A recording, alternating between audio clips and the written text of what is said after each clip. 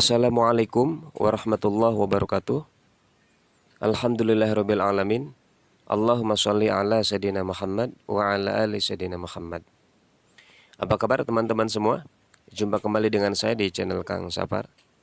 Di video kali ini saya akan kembali menyampaikan atau nge-share informasi buat teman-teman yang saat ini sedang mempersiapkan diri untuk mengikuti seleksi CPNS dan juga P3K ya di tahun 2021. Informasi kali ini adalah berkaitan dengan alur ya. Alur tahapan seleksi P3K 2021.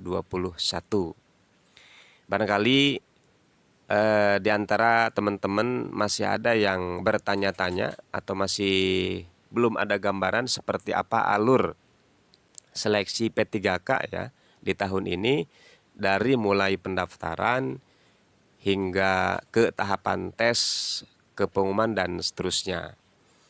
Nah, sehingga mudah-mudahan dengan video singkat ini minimal bisa memberikan gambaran buat teman-teman yang memang belum ada gambaran sama sekali mengenai alur seleksi P3K 2021. Baik teman-teman, kita langsung saja lihat di sini. Seperti kita tahu bahwa berdasarkan jadwal ya, berdasarkan jadwal yang kemarin atau di video sebelumnya saya share bahwa di tanggal 30 bulan Mei akan diumumkan, dan di tanggal 31-nya itu mulai pendaftaran ya, mulai pendaftaran baik CPNS maupun P3K ya teman-teman. Nah, ini untuk alur tahapan seleksi P3K guru ya. Ini untuk P3K guru. Alur tahapan seleksinya pertama yang harus diketahui oleh teman-teman ya. Siapa saja peserta P3K guru itu ya. Siapa saja kira-kira, ini kalau kita lihat dari alur ini mereka berasal dari 4 kelompok gitu ya, atau latar belakangnya dari 4 latar belakang lah. Yang pertama, latar belakang yang pertama, peserta P3K guru ini berasal dari honorer K2 ya. Honorer K2 itu yang pertama. Kemudian kelompok yang kedua adalah guru honorer di sekolah negeri ya teman-teman. Guru honorer di sekolah negeri. Kelompok yang ketiga berasal dari guru honorer ya, atau guru di sekolah swasta. Dan yang keempat adalah lulusan PPG atau guru yang sudah memiliki sertifikasi guru atau yang sudah lulus sertifikasi ya. Nah, ini yang mana yang kesemuanya ini tentu mereka semuanya sudah masuk Dapodik ya tentunya ya teman-teman. Karena untuk peserta P3K ini salah satu syaratnya ya itu harus masuk data di Dapodik gitu ya. Nah, dari keempat kelompok peserta P3K guru ini ya, itu pendaftarannya dan verifikasi berkasnya oleh Kemendikbud ya teman-teman. Ya, oleh Kemendikbud. Nah, semua peserta harus melakukan pendaftaran di awal. Ya, pendaftarannya semuanya sama di awal. Nah, kemarin kan sempat ada yang komentar di video sebelumnya, bagi teman-teman yang lulusnya itu misalnya setelah masa pendaftaran, itu bagaimana? Sementara kan ijazahnya belum terbit gitu ya. Nah, maka ini bisa sekaligus menjadi jawaban ya, bahwa kalau misalnya kelulusan kita di atas tanggal pendaftaran, artinya sudah lewat dari masa pendaftaran, kemungkinan sudah tidak bisa mendaftar gitu ya teman-teman. Karena walaupun tadi tahapan tesnya itu ada 3 kali, tetapi untuk pendaftaran tetap semuanya di awal secara serentak gitu ya. Itu yang pertama. Nah, kemudian yang berikutnya, nah ini kan tesnya itu ada 3 kali ya teman-teman. Tes pertama, kemudian tes kedua, dan tes ketiga. Untuk yang tes pertama, ini pesertanya hanya dari honorer K2 dan guru honorer di sekolah negeri ya teman-teman. Nah, jadi kalau untuk guru di sekolah swasta dan juga lulusan PPG ini belum tes di tahap pertama. Ya, belum tes di tahap pertama. Gitu ya.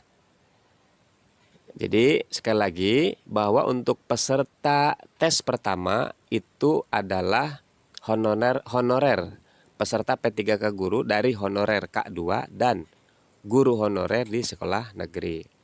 Nah, ketentuannya pertama tidak dapat melamar ke instansi lain. Jadi harus melamarnya ke instansi tempat mengajar gitu ya. Sesuai dengan instansi mengajarnya. Lalu jika formasi tersedia dan serdik ya atau kualifikasi yang bersangkutan sesuai, harus melamar di formasi tersebut ya. Kemudian yang ketiganya, jika formasi tidak tersedia dan atau serdik atau kualifikasi yang bersangkutan tidak sesuai, maka dapat melamar di formasi lain di instansi tersebut ya. Ini ada 3 ketentuan ya untuk yang di tes pertama, yaitu honorer K2 dan guru honorer di sekolah negeri. Kemudian kita lihat yang tes kedua. Nah, tes kedua itu pesertanya adalah, nah ini, guru ataupun honorer K2 dan honorer di sekolah negeri yang tidak lulus pada tes pertama. Jadi dia bisa ikut kembali di tes kedua teman-teman. Cuman saingannya adalah dengan ini juga nih ya. Guru honorer atau guru swasta ya, guru di sekolah swasta dan juga yang lulusan PPG. Nah, ini bersaingnya di sini nanti kita ya. Jadi di tes kedua ini semua latar belakang itu ikut tes ya. Termasuk yang udah tes pertama tadi, guru honorer K2 dan guru honorer sekolah negeri yang tidak lulus di tes pertama itu bisa ikut lagi di tes kedua ya. Cuma di sini bersamaan dengan guru di sekolah swasta dan juga yang lulusan PPG. Nah, ini ada ketentuan nih di tes kedua ini ya teman-teman. Peserta memilih kembali formasi di instansinya yang masih belum terisi sesuai serdik atau kualifikasi yang bersangkutan. Jadi nanti milih kembali nih formasinya ya. Lalu peserta 1, 2, dan 3 tidak dapat melamar di instansi lain ya. 1, 2, dan 3 tidak bisa melamar di instansi lain. Jadi harus instansinya instansi tempat mengajar. Peserta 4 ya, melamar di instansi sesuai dengan domisilinya. Nah, kalau yang 4 ini lebih dibatasi lagi sesuai dengan domisili. Yang lulusan PPG itu harus melamarnya sesuai dengan domisili. Begitu. Kemudian diambil nilai tertinggi antara passing grade 1 dan passing grade 2. Jadi nanti hasil tes kedua ini diambil nilai tertinggi antara passing grade 1 dan passing grade 2 ya. Oke ya teman-teman, itu untuk yang tes kedua. Lalu kita lihat yang tes ketiga sekarang. Nah, untuk yang tes ketiga ini pesertanya sama dengan tes kedua. Terdiri dari guru honorer K2, guru di sekolah negeri, guru di sekolah swasta, dan lulusan PPG. Ya, jadi yang tidak lulus tes kedua maka nanti semuanya bisa ikut di tes yang ketiga. Nah, ketentuannya peserta memilih kembali formasi yang masih belum terisi sesuai serdik atau kualifikasi yang bersangkutan ya. Jadi dari hasil tes kedua ini misalnya masih ada yang kosong, nanti teman-teman yang di tes keduanya belum lulus, maka di tes ketiga nanti bisa memilih kembali formasi yang masih belum terisi ya. Kemudian seluruh peserta dapat melamar di instansi lain. Nah, kalau di tahap ketiga ini semua peserta bisa memilih instansinya secara bebas ya di tahap ketiga. Jadi yang nggak lolos atau nggak lulus di tes kedua, ketika masuk ke tes yang ketiga, ini instansinya nanti bisa bebas memilih. Lalu diambil nilai tertinggi antara passing grade 1, passing grade 2, dan passing grade 3. Nah, ini tes ketiga ini kan penentuan ya. Jadi nanti di ranking kembali sesuai dengan passing grade 1, 2, dan 3 ya, begitu. Kemudian, nah kita lihat juga di sini pengisian formasi kosong. Kalau ternyata dari hasil tes ketiga masih ada formasi yang belum terisi atau formasi kosong, maka nah ini kita lihat nih ya ketentuannya. Setelah tes ketiga, formasi yang masih belum terisi dapat dilakukan optimalisasi pengisian formasi kosong. Pengisian formasi kosong dilakukan berdasarkan ranking penilaian sekolah yang akan ditentukan Kemendikbud. Jadi nanti kalau misalkan di antara teman-teman yang ternyata di tes ketiga pun masih belum masuk gitu ya, dan formasinya masih ada yang kosong, maka nanti yang tidak lulus di tes ketiga itu di ranking kembali nilainya gitu ya, atau hasil tesnya.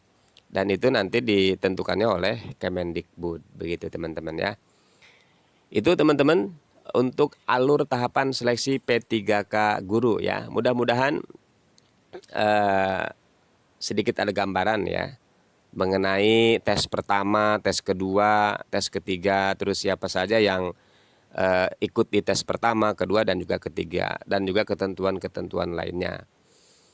Mudah-mudahan sekali lagi bisa menambah gambaran ya buat teman-teman yang memang belum sama sekali kebayang seperti apa seleksi P3K guru di tahun 2021 ini. Tetap semangat teman-teman, tetap semangat dan jangan lupa jaga kesehatan. Itu saja, semoga bermanfaat. Assalamualaikum warahmatullahi wabarakatuh.